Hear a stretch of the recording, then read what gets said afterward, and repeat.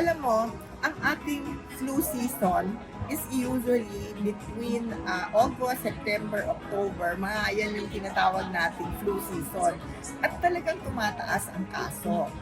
So, importante lang na may surveillance tayo.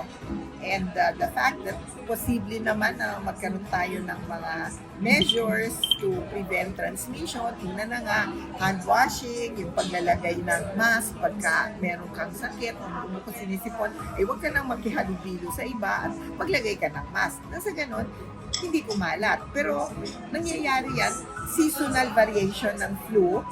And sana nga lang, yung flu na yon, yung meron na tayong immunity so that hindi kakalat. Kasi alam mo, kaya nagkakaroon ng outbreak pagka yung dumating na flu ay something na mutant or bago.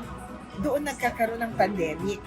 Ibig sabihin, may bagong susulpot na virus or mutant na wala pang immunity ang mga tao. Kaya mas marami, mas madaling kumalat at yun ang pinanggagalingan ng mga outbreaks. At pandemic nga, nakita natin itong SARS-CoV-2 nang lumabas, wala naman talaga yan na dati.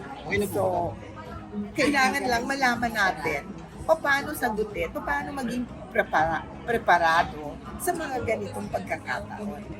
And yan naman ay nire-recommenda ng WHO.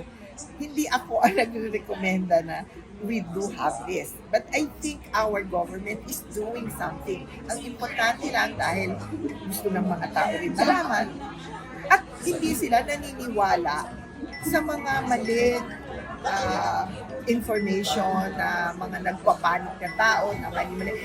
Sino ang panggagalingan ng information para sa ganon hindi natatakot or hindi nagkakaroon ng panic situation.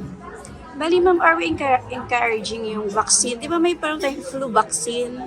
Para kasi yung ibang tao rin. Definitely. Especially this season. Ang isang magandang gagawin ng ating mga kababayan ay number one, maging confident na pag nagbigay ang gobyerno ng rekomendasyon para sa bakuna, isundin natin. Kasi nanggaling naman yan sa mga eksperto at galing din yan sa mga scientists ng WHO. Yan ay pinag-aralang mabuti bago yan i-recommend.